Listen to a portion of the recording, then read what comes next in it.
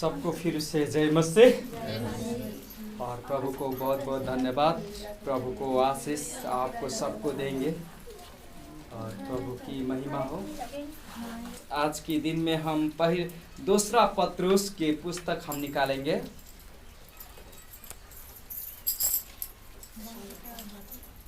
दूसरा पत्रुस की पुस्तक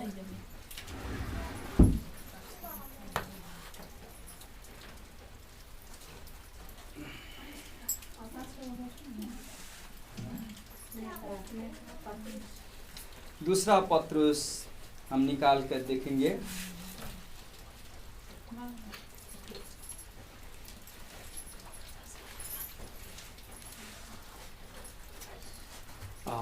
इसमें लिखा है 1 से लेकर हम देखेंगे आज।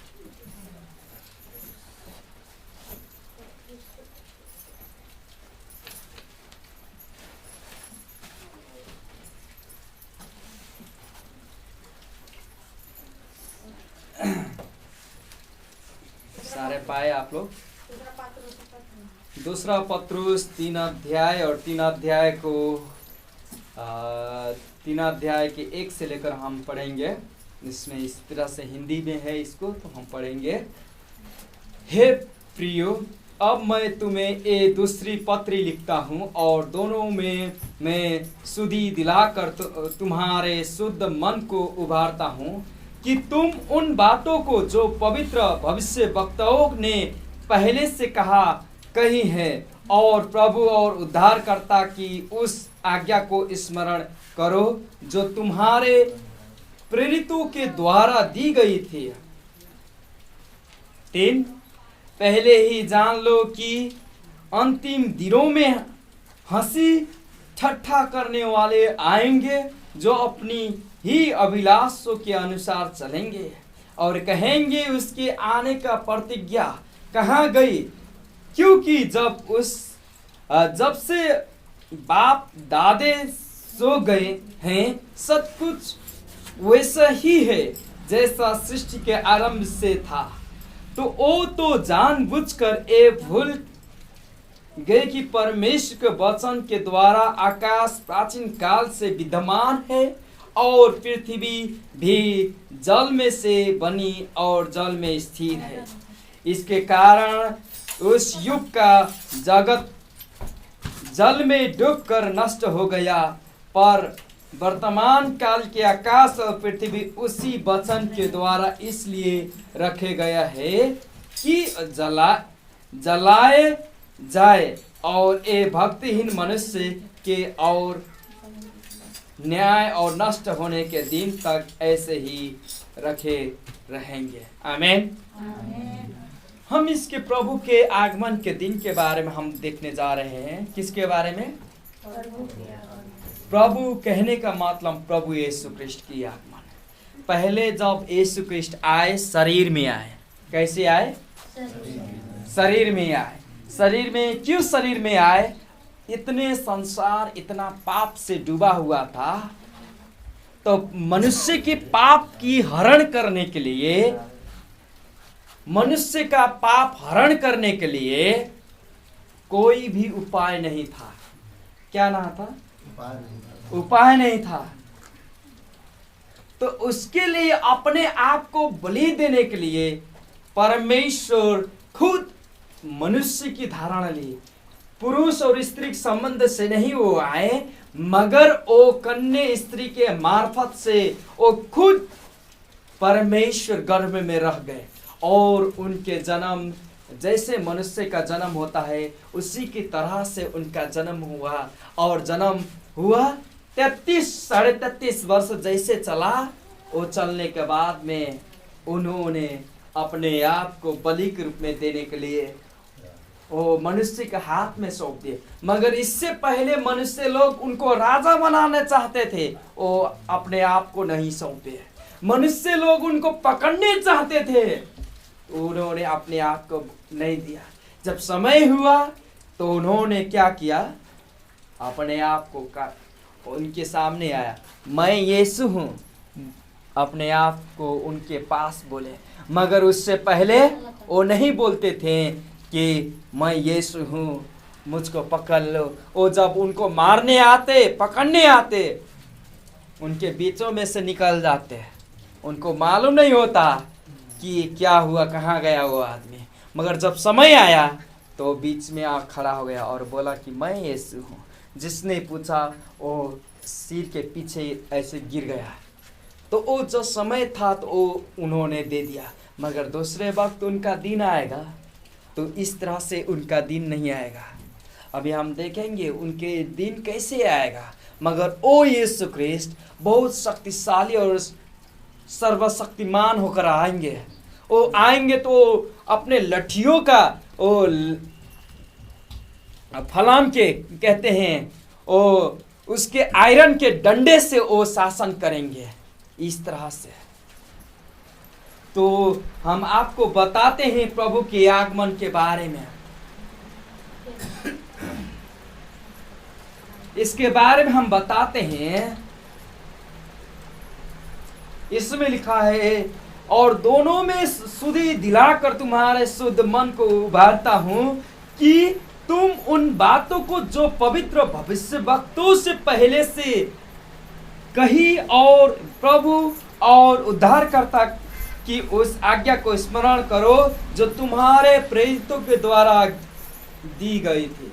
सच में जो हमारे ये बाइबल है नए नियम के, वो प्रेरितों के द्वारा दिए गए हैं।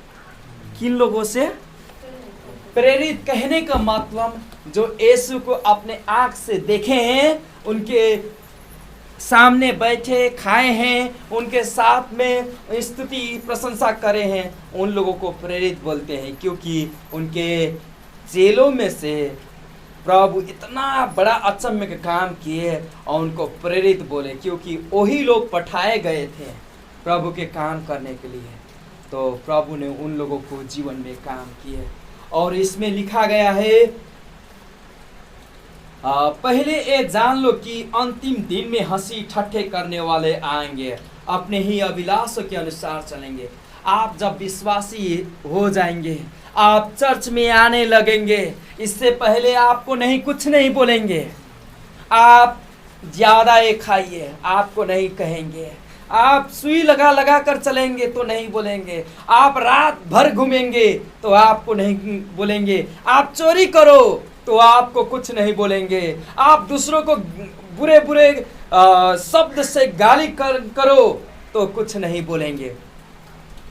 जब चर्च में आएंगे, आप जब चर्च में आने लगोगे तो आपको बोलेंगे, तुम तो बिगड़ गए, तुम तो दूसरे के धर्म में चले गए, तुम तो ओ गए गुजरे से चले गए हो, तुम्हारे घर में अब नहीं आने का है, तुम्हारे पास तुम्हारे घर में अब तुम्हारे संग रोटी अब तोड़कर अब खाएंगे नहीं, तुम्हारे साथ नहीं देंगे। उससे पहले कहाँ थे तुम, जब मैं ऐसे ऐसे कहकर जब सारे चीज खा रहे थे, जब ऐसे खा खा कर ऐसे पी पी कर अपने बीवी को मार रहे थे, तब तुम लोग कहाँ थे और कहाँ पे गए तुम्हारे समाज। और मगर जैसे ही वो परमेश्वर में आते हैं, जैसे ही वचन सुनते हैं, उनके जीवन में आशीष आना लगता है, उनके जीवन में परिवर्तन होने लगता है, उनके ज्ञान और बुद्धि शुरुआत होता है।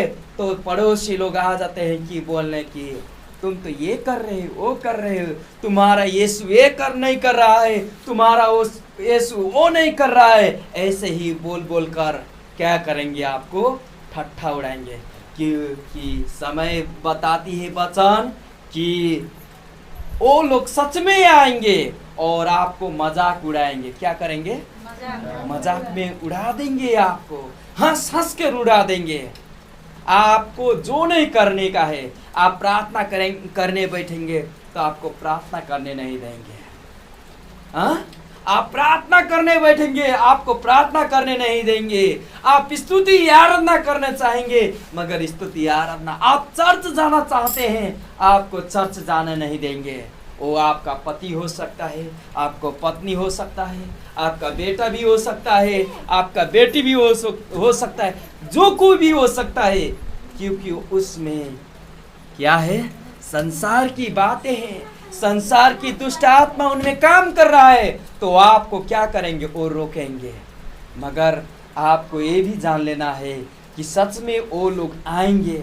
आपको ये वचन बताते हैं वो लोग आएंगे और अपने अभिलाषा के अनुसार चलेंगे। अभिलाषा कहने का मतलब अपनी आँख की अभिलाषा से चलेंगे, अपने ज्ञान और बुद्धि के घमंड से चलेंगे और संसार के दौलतों से चलेंगे और कहेंगे हमारे जैसा आदमी कोई भी नहीं है इस संसार में, हमारे जैसा आदमी इस संसार में कोई भी नहीं है, मैं सब कुछ जना हूँ, मुझको मालूम है मैं सब कुछ कर सकता हूँ। ऐसे ही बोलेंगे वो लोग और आपको नीचे दबाएंगे। मगर वचन बताती है और कहेंगे उसके आने के प्रतिज्ञा कहाँ गई है? क्योंकि जब से वो बाप दादे सो गए हैं, सब कुछ ऐसा ही है जैसा सृष्टि के आरंभ से था।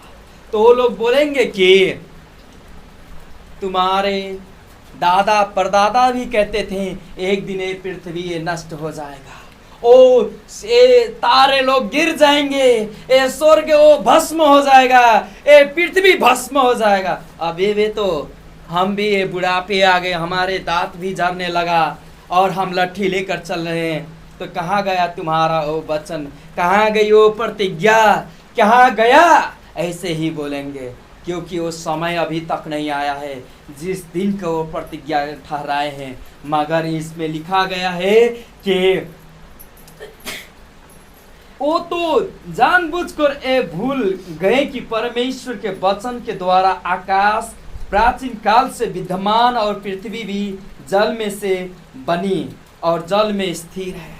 देखिए पृथ्वी का आरंभ, कितने लोग जो पढ़ाने वाले सिखाने वाले वैज्ञानिकों लोग हैं, उन लोगों बोलते हैं कि ये पृथ्वी कैसे बना है, आग में से निकलकर। चंद्रमा कैसे बना है, बहुत ज्यादा आग वाली सूर्य में से निकलकर ये बनी है। मगर वचन बताती है परमेश्वर के मुंह की वचन से ये पृथ्वी बना है।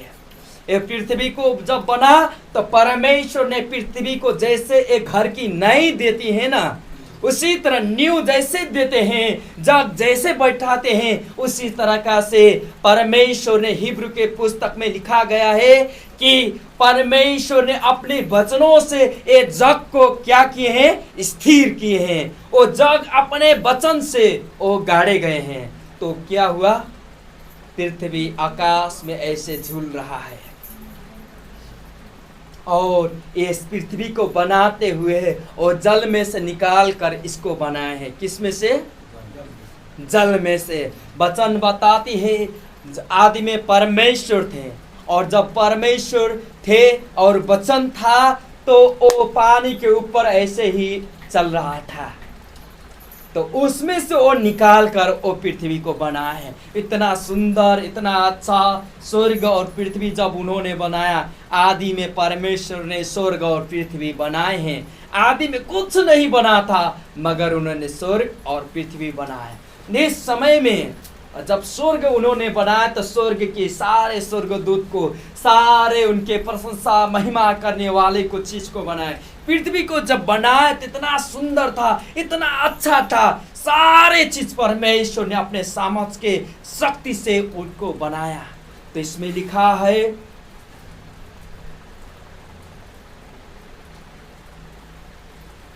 इसी के कारण उस युग का जल में डूब कर नष्ट हो गया।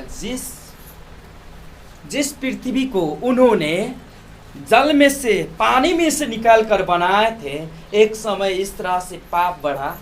अभी तो कम पाप है मगर ये पाप बढ़ रहा है, उभर रहा है। मगर इससे पहले जो पृथ्वी का सारे मानव जाति का नष्ट हुआ ना, वो इतना ज्यादा पाप से भरा था। वो पतन हुए स्वर्गदूत को बोले थे इससे ज्यादा मत जाइए तुम लोग, उससे बढ़ता तुम लोग नहीं जाना। मगर वो लोग स्वर्गदूत अपने अपने शरीर को क्या किए, बदले। कहने का मतलब वो आत्मा में थे, आत्मा में वो अपने हमारे आंख से नहीं देखता मगर वो लोग मनुष्य का शरीर धारण किए और मनुष्य के बेटियों के पास आए और संबंध करने लगे। उनमें से जितने लोग जन्मते वो बहुत बहुत शूरवीर होने लगे। तो स्वर्गदूत इतना ज्यादा, किसी पुरुष के पास, किसी स्त्री के पास ऐसे संबंध बनाते, विवाह कर लेते हैं। उसमें से पुरुष पुरुष, स्त्री स्त्री लोग शादी कर लेते हैं। इसी तरह से वो पाप बढ़ता गया, शैतान के काम बढ़ता गया। जब बढ़ता गया तो परमेश्वर ने एक आदमी को खड़ा किया। किसको? नोआ को। किसको? नोआ। उस समय इतना घाम होता था, मगर उसने एक बड़ी सी पहाड़ के ऊपर जाके बहुत समय लगाकर, बरसों लगाकर वो जहाज को बनाया और पानी इस तरह से पड़ने लगा। वो स्वर्ग के किवाड़, वो दरवाजे खुल गए। सारे ये पानी, ये बादल में चलता है, ये पानी नहीं, इस पानी से नहीं डूबा, मगर वो स्वर्ग में रहने वाला पानी वो नीचे गिरा। 40 दिन 40 रात सारे संसार में पानी से भर गया। इस नहीं कि नेपाल में पानी आया, काठमांडू में, अभी काठमांडू और ज़्यादा पानी पड़ रहा है। इससे ज़्यादा पानी कहाँ पे पड़ रहा है? काठमांडू में। तो उस वक्त ऐसा नहीं, सारे पृथ्वी के सारे ओर पानी पर इस तरह से पानी पड़ा और सारे जीव जंतु नष्ट हो गए। वही लोग बचे जो वो जहाज बना गया था, उसके अंदर वो जो लोग गए वो बचे। कहने का मतलब 8 परिवार उसके अंदर गए। नोआ के परिवार के सिवाय कोई भी उसके अंदर नहीं गए, क्योंकि वो विश्वास नहीं किए। क्या नहीं किए? तो वचन बताती है कि समय आएगा। अब यहाँ पे लिखा है, पर वर्तमान काल की आकाश और पृथ्वी उसी वचन के द्वारा इसलिए रखा गया है कि जलाए जाए। क्या जाए? क्या जाए? जलाए जाए। और ये भक्तिहीन मनुष्य का न्याय और नष्ट होने के दिन तक ऐसे ही रखे रहेंगे। वो दिन तक ऐसे ही चलेगा। हम पैसे के पीछे, अपने अभिलाषों के पीछे, अपने शरीर के अनुसार से चलेंगे। हम बोलेंगे हमारे जैसा कोई नहीं है, हमारे जैसे बुद्धिमान और शक्तिशाली कोई नहीं है, हमारे गांव में, हमारे पड़ोस छिमेक में, हमारे अफंतियों में कोई नहीं है। मगर परमेश्वर बोलते हैं कि उस दिन तक वो मनुष्य रहेगा, वो भक्तहीन जो परमेश्वर के पीछे नहीं चलने वाला है, वो उसी तरह से चलेगा। परमेश्वर रोकने नहीं आएंगे, मगर न्याय करेंगे एक दिन। कैसे? जलाकर। कहने का मतलब हमको मालूम नहीं है किस तरह से जलाएंगे, मगर बाइबल बताती है कि तारे लोग जितने हैं ना, वो तारे इनमें गिरेंगे। तारे इस तरह से गिरेंगे, आग से पूरा ये भर जाएगा, ये लपेटेगा, सारे मनुष्य जाति इसमें से नष्ट हो जाएंगे। सारे मनुष्य जाति, हमको मालूम नहीं, हम तो 100 वर्ष जिएंगे, नहीं तो वो भी नहीं। बाइबल बताती है 120 वर्ष पहले बोला, उसके बाद में बोला कि तुम लोग 90 वर्ष 70-80 वर्ष तक जियोगे। 70 वर्ष तुम लोग तो खड़े खड़े ऐसे ही चले जाओगे, मगर 80 वर्ष जीने के लिए बहुत मुश्किल से जीना पड़ेगा। बहुत दवाई दर्पण कर कर के जियोगे। ऐसे ही वचन बताती है भजन संग्रह। और वो पुस्तक, उत्पत्ति के पुस्तक बताती है कि पहले के आदमी 9 से 8 से जीते थे, उससे ज़्यादा जीते, क्योंकि आदम ने जब पाप की, उनकी आयु घटते घटते गया। और यीशु ने, परमेश्वर ने बोला कि तुम्हारा आयु, अब मनुष्य का आयु 120 दिन होगा। कितने दिन? 120 दिन। मगर भजन संहिता के पुस्तक बताती है कि अब मनुष्य की आयु 70 से लेकर 80 तक रहेगा, वो भी बल जफत से। तो हम बताते हैं पृथ्वी का अंत बहुत ज़्यादा आग से भर कर नष्ट होगा। इतना इसमें नष्ट होगा आग से। कैसे? तो वचन आपको और हमको बताती है किस तरह से हमको रहना चाहिए। हे, इसमें लिखा गया है, हे प्रिय, ये बात तुमसे छिपी ना, एक दिन 1000 वर्ष के बराबर है और 1000 वर्ष एक दिन के बराबर है। प्रभु के सामने 1000 वर्ष एक दिन है। क्या है? एक दिन है। कहने का मतलब हम सही सही सही सही कर कर को हम जीते हैं, हमारे कई पुस्ता पीढ़ियों चला जाएगा। प्रभु के सामने एक दिन होगा। क्या होगा? एक दिन होगा। ओ उनके तो वो बोल दिए होंगे 7 दिन, तो 7 दिन तो बहुत ज़्यादा हमारे लिए हो गया, क्योंकि 1000 वर्ष एक दिन होता है और एक दिन 1000 वर्ष होता है, तो ऐसे ही चलेगा। मगर प्रभु जानते हैं कब और कैसे मनुष्य का नष्ट आएगा, वो जानते, हमको मालूम नहीं है, मगर इसमें लिखा है आग से। आमीन।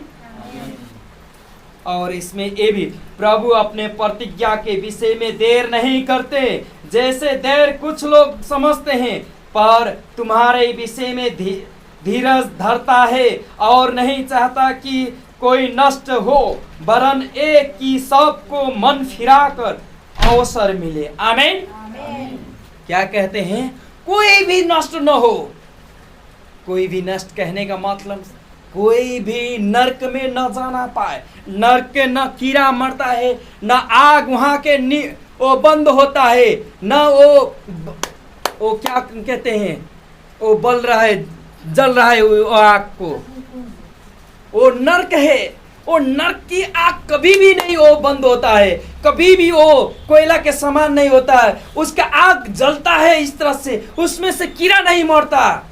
अब बोलिए, उसमें जो जाते हैं वो बहुत तड़प तड़प के मरते हैं। कहने का मतलब वो नरक में मृत्यु नहीं है, वो सजाए, जैसे जेल में सजाए भुगते हैं ना, उसमें मृत्यु तो कब होता है? जब फांसी में लटकाया जाता है या उसको बंदूक से मारा जाता है, तब मृत्यु आएगा।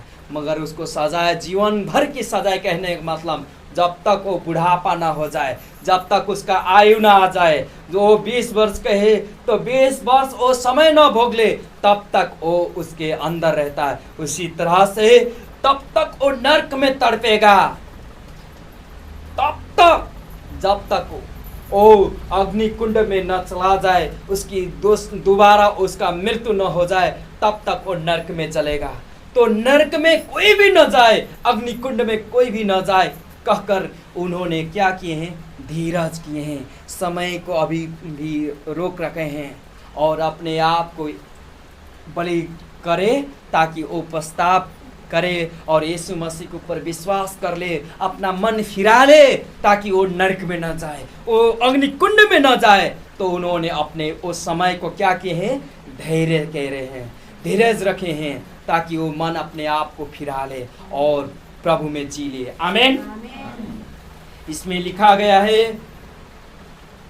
परंतु प्रभु का दिन चोर के समान जाएगा, आ जाएगा। उस दिन आकाश बड़ी हटा के शब्द से जाता रहेगा और तत्व बहुत तप्त होकर पिघल जाएंगे और पृथ्वी और उस पर के काम जल जाएंगे। देखिए, हम पहले ही बोले वो आग से जला जाएगा, मगर इसमें बोल रहा है कि आकाश बहुत जोर से वो चला जाएगा। क्या होगा? बहुत जोर से। जैसे यहाँ पे कभी कभी टायर फटता है तो आवाज़ निकलता है, कभी कभी पुलिस लोग जब फायर करते हैं, अपने बंदूक धड़ाधड़ चलाते हैं, बहुत जोर से शोर आता है। कभी कभी वो अपने तोप को चलाते हैं तो बहुत बड़ा आवाज़ आता है। उसी तरह से जब प्रभु के दिन आएगा, उनका दिन चोर का जैसा आएगा। कैसे आएगा? चोर जैसे आएगा। चोर कहने कब आता है? चोर आपको मालूम होता है? चोर आता है, आपके सामने बैठेगा सज्जन बनकर। वही आदमी आएगा जब आप सो जाएंगे, खराटे मार मार के, तो आपके घर के नीचे वाला वही फोड़ेगा, आपके दरवाजे वही तोड़ेगा, और अंदर हुआ आप जो भी पैसे रखे हैं, जो भी जौरात रखे हैं, अपने सोना चांदी हीरा जौरात मोती जो भी रखें वो लेकर चला जाएगा। आपको मालूम नहीं होता। जब आपकी नींद खुलता है तो आप कहते ओ आज मेरा दिन ऐसा आ गया। ओ आप रो पड़ते हैं, सारे हमारे जिंदगी भर के कमाई था, वो हमारे छुपाई हुई खजाना ये लोग लेकर चले गए, चोर आया था बहुत बड़ा। ऐसे ही रोएंगे और गाएंगे और पुलिस को खबर कहेंगे। पुलिस भी नहीं पाएगा और कोई भी कुछ नहीं कर सकता है। क्योंकि वो चोर था, वो चोरी कर कर लेकर चला गया। उसी तरह से प्रभु आएंगे। आप सो रहे होंगे, आप अपने दुनिया में चल रहे होंगे, अपने शादी कर रहे होंगे, अपने मौज मस्ती के दुनिया में संसार जैसे चल रहा है, संसार जैसा चल रहा है वैसे ही चलने का कहकर, जैसे समाज कर रहा है वैसे ही करने का है समझ कर आप चलेंगे पीछे उन लोगों के पीछे। मगर बाइबल बताती है कि प्रभु का आगमन चोर जैसा आएगा। आप वैसे चल रहे होंगे, आप अपने दुनिया में कर रहे होंगे, मगर प्रभु की आगमन कब हो जाएगा आपको मालूम नहीं होगा, आप यहाँ पे छूट जाएंगे। और बताती है इसमें, जब ये सब वस्तुएं इस रीति से पिघलने वाली होती, हम बोल रहे हैं कि ये पृथ्वी इस तरह से पिघलेगा, इस तरह से जलेगा, कोई भी तत्व नहीं रहेगा, हर चीज जलेगा। ये लोहा है, ये लोहा भी जलेगा, ये काठ है, काठ भी जलेगा, मनुष्य है, मनुष्य भी जलेगा, ईंट है, ईंट भी जल जाएगा। कितने राप और इतने तप्त से वो जलेगा, वो कुछ भी नहीं रहेगा।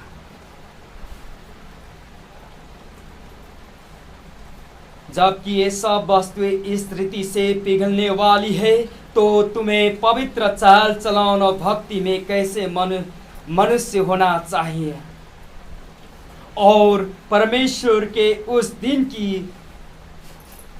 बात किस रीति से जो होना चाहिए और उसके जल्द आने के लिए कैसा यत्न करना चाहिए, जिसके कारण आकाश आग से पिघल जाएंगे और आकाश के गण बहुत ही तप्त होकर गल जाएंगे।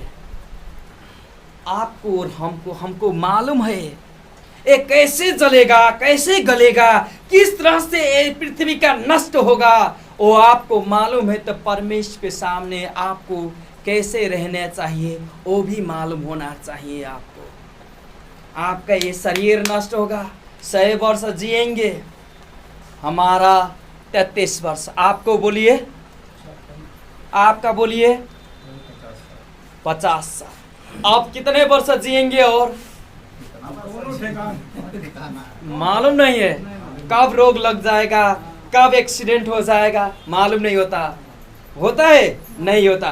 कब करंट शॉक लग जाएगा ठिकाना नहीं है। अगर हम अच्छे से परमेश्वर के आशीष से रहें तो हमारे दांत झड़ जाएंगे, हमारे बुढ़ापा हो जाएंगे, लट्ठी लेकर ऐसे ऐसे चलेंगे, तब हमारा मृत्यु होगा। तो वो होगा 100 वर्ष तक, होगा 100 वर्ष तक, क्योंकि वो सारे मांस गल कर चले जाएंगे, हड्डी और छाले बच जाएंगे। उस समय तो आप कहेंगे कि क्यों नहीं मृत्यु आ रहा है मुझको, हम चले जाते थे अच्छा होता, आप कहेंगे शायद उस समय के समय में। तो आपको कैसे रहना चाहिए, किस रीति से रहना चाहिए, आपको वो भी जानना पड़ेगा। तो इसमें लिखा है, पर उसकी प्रतिज्ञा के अनुसार हम एक नए आकाश और नए पृथ्वी की आस देखते हैं जिनमें धार्मिकता वास करेगी। आमीन।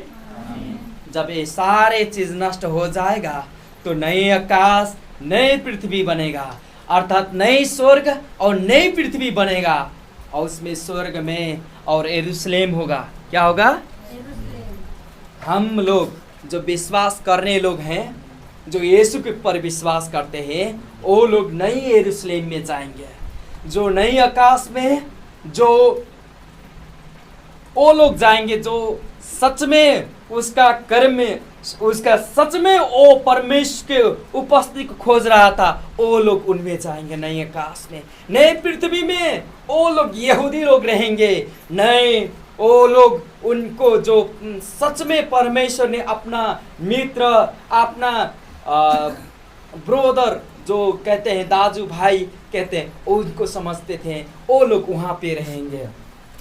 हम इसलिए कहते हैं, इसमें लिखा गया है, हम थोड़ी से वचन को लेंगे अब 14 में, इसलिए हे प्रिय, जब कि तुम इन बातों की आस देखते हो तो ये यत्न करो कि तुम शांति से उसके सामने निष्कलंक और निर्दोष ठहरो और हमारे प्रभु के धीरज को उद्धार समझो।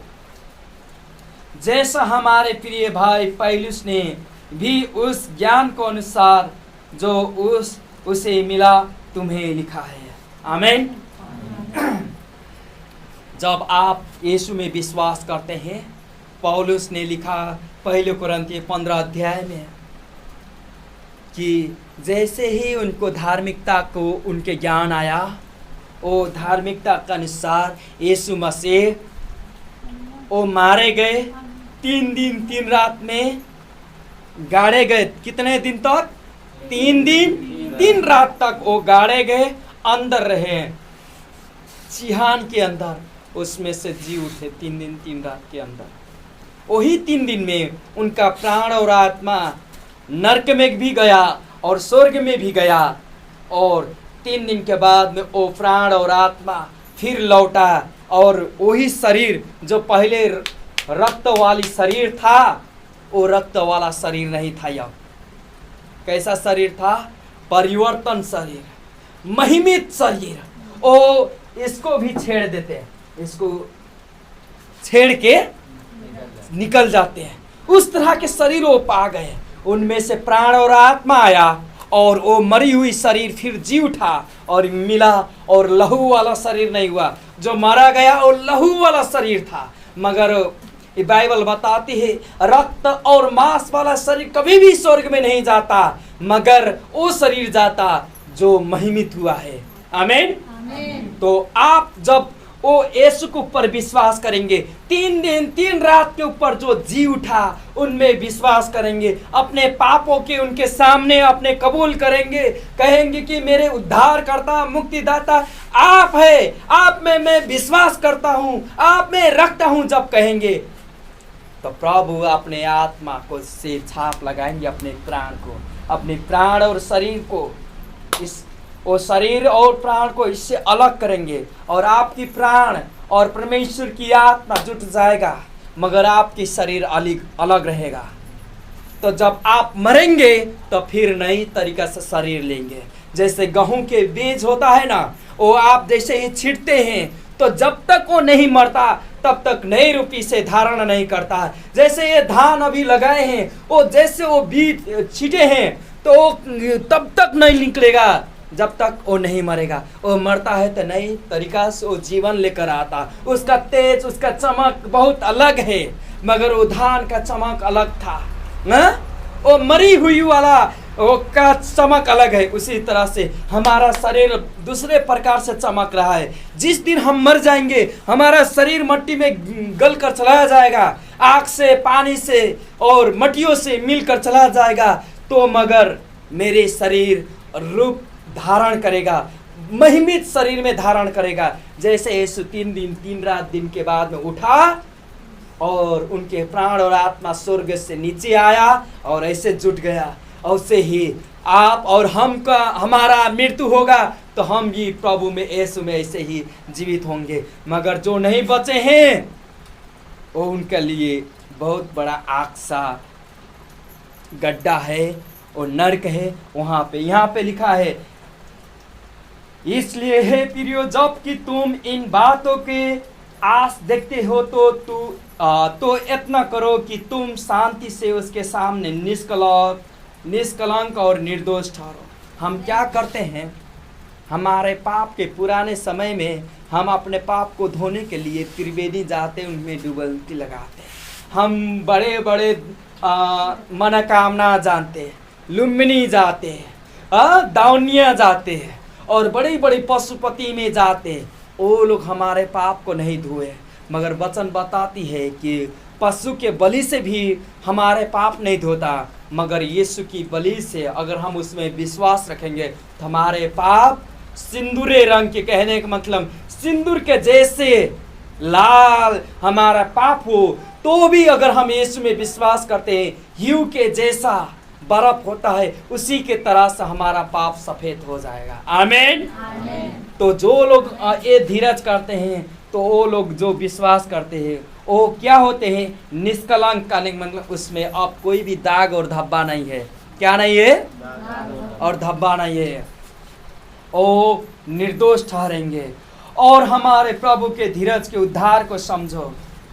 हम बताते हैं, उसे ही उस अपनी सब पत्रियों में भी बातों की चर्चा किए हैं, जिनमें कुछ बातों ऐसा है जिनका समझना कठिन है।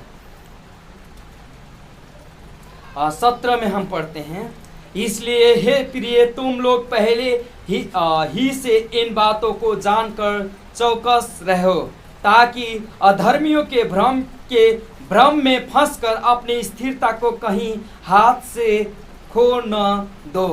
देखिए, जब आप यीशु में विश्वास करते हैं, आप यीशु में स्थिर रहिए, आपकी मृत्यु न हो जाए। मृत्यु इतना दुख और कष्ट है, चलते हैं बाजार में, एक पुड़िया किन लेते हैं और किन खाकर और कल मर जाते हैं। चलो प्रभु के ऐसा मत करिए। कभी चाकू निकाले अपने आप को घोंप लिए और चलेगा, ऐसा भी मत करिए। प्रभु कहते हैं स्थिर रहो। कहने का मतलब, जब तक आपकी प्रभु ओर से मृत्यु ना आ जाए तब तक क्या करिए, लड़िए इस संसार में से, और उस व्यक्तियों से बचिए जो भ्रम में हैं।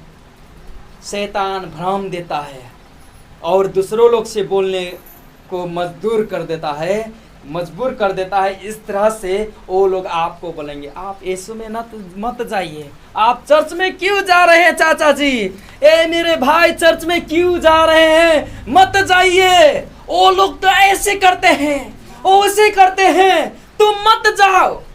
आपको कर चर्च में ही आने का है, कलीसिया में ही आने का है और प्रभु के संग में रहने का है। जब आप करेंगे तो आपको ज्ञान और बुद्धि भी मिलेगा, आपकी आशीष भी मिलेगा, आपको शांति भी मिलेगा और सारे चीज़ में प्रगति और उन्नति भी मिलेगा। और जब दिन आएगा तो प्रभु आपको कहाँ पे लेकर जाएंगे, अपने साथ में लेकर जाएंगे। वहाँ मृत्यु नहीं है, वहाँ आँख के आंसू नहीं है, वहाँ पे कुछ भी ऐसा काम नहीं करना पड़ेगा, मगर आप उनके संग में रहेंगे। मगर जो विश्वास नहीं करेंगे वो कहाँ पे जाएंगे, नरक में जाएंगे। जब ये पृथ्वी नष्ट होगा, आकाश स्वर्ग नष्ट होगा, तो वो लोग बड़ी सी सिंहासन के आगे खड़ा होंगे। किस सिंहासन के आगे? एक बड़ी सी सिंहासन, सफ़ेद सिंहासन, वहाँ पे यीशु बैठेंगे। कौन बैठेगा? यीशु बैठेंगे ऐसे, और हर व्यक्ति को न्याय लेंगे। ऐसे है जैसे किताब रखा है ना, छोटी छोटी, और से ही बड़े सारे किताब रखा होगा, और उसमें से आपका और आदमी होंगे, वहाँ पे आपकी न्याय होगा। जो लोग यीशु में विश्वास नहीं किए, उनका न्याय इस तरह से होगा। उनका कर्म देखा जाएगा, उनका धार्मिकता देखा जाएगा, और उनकी नाम जीवन की पुस्तक, कहने का मतलब ये वचन है, मगर ये बाइबल है, वचन है, वचन की पुस्तक है, मगर एक पुस्तक होगा जीवन की पुस्तक, उसमें आपका नाम है कि नहीं देखेंगे। तो आप चर्च में आए, प्रभु यीशु मसीह के ऊपर विश्वास नहीं किए, कभी भी नहीं विश्वास किए, और आप की नाम वहाँ पे नहीं लिखा है, उनके बोलेंगे इसका नाम नहीं है, तो स्वर्गदूत आएंगे आपको लेकर, वो बड़ी सी नर्क है, वहाँ पे ले जाकर फेंक देंगे। नर्क में नहीं, अग्नि कुंड में। इससे पहले वो नर्क में थे, नर्क में जितने लोग थे वो सारे खड़ा होंगे, फिर से शरीर में आएंगे, महिमित शरीर में। उनका आत्मा वाला आएगा, जी उठेगा, और उनके सामने लिखा देंगे, एक एक चीज को लिखा देंगे, एक एक चीज के लिखा देंगे। मगर जो विश्वास करते हैं उनका नाम होगा जीवन के पुस्तक में। उनके सफ़ेद सी वस्त्र आएगा उनके ऊपर, हमारा लाज जो होता है वो ढक जाएगा, और हमको स्वर्गदूत लेके नई ठाव में लेकर जाएंगे। मगर जो नहीं है वो नंगे रहेंगे, वो लाज में रहेंगे, और उनके लेकर स्वर्गदूत उनके अग्निकुंड में फेंकेंगे, और उनका दूसरा मृत्यु होगा। हालेलुया। जिसमें बताती है कि आपको क्या करना का है, धीरज रखने का और प्रभु के संग में रहने का है। और इसमें लिखा गया है, पर हमारे प्रभु और उद्धारकर्ता यीशु मसीह के अनुग्रह और पहचान में बढ़ते जाओ उसी की महिमा अब भी हो और युगानुयुग होती रहे। आमीन। तो जब हम यीशु में रहेंगे तो ये युग से लेकर आने वाला युग तक प्रभु की महिमा हो। तो हम आपको बताते हैं प्रभु के आगमन की समय है, जब आप लोग दो किस्म से प्रभु का आगमन होगा। एक आकाश में होगा बादलों में, तो जितने लोग हैं प्रभु में विश्वास करने वाले वो सारे उठाकर चले जाएंगे।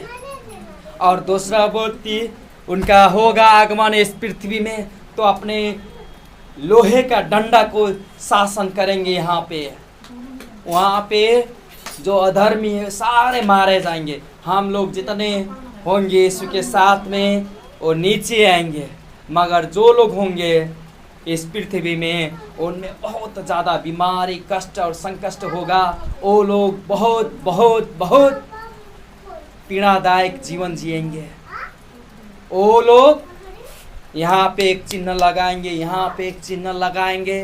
कोरोना के समय कैसा था, आप घर से निकल कर जा नहीं पाते थे, उससे बढ़कर बीमारी आएगा और खाने के मुश्किल हो जाएगा। बीमारी बहुत बड़ा बीमारी आएगा, कष्ट होगा। और उस समय में जो रहेंगे वो बहुत दुख पाएंगे। मगर जो यीशु में विश्वास करते हैं वो बीमारी आने से पहले ही उनका मृत्यु भी हो जाएगा। वो जीते हैं तो उठाकर लेकर भी चले जाएंगे, वो उस दुख में नहीं रहेंगे। मगर जो रहेंगे उसका दुख बहुत ज़्यादा होगा और प्रभु के आगमन चोर के जैसा होगा, उसी को मालूम नहीं होगा क्या हो रहा है। आमीन। तो हम कहते हैं कलसियों, विश्वासियों, मंडली परिवारों को हम कहते हैं कि प्रभु में स्थिर रहिए, प्रभु में निरंतर प्रार्थना करिए और प्रभु में जागते रहिए और प्रभु आपको आशीष दे। आमीन। सबको जय मसीह।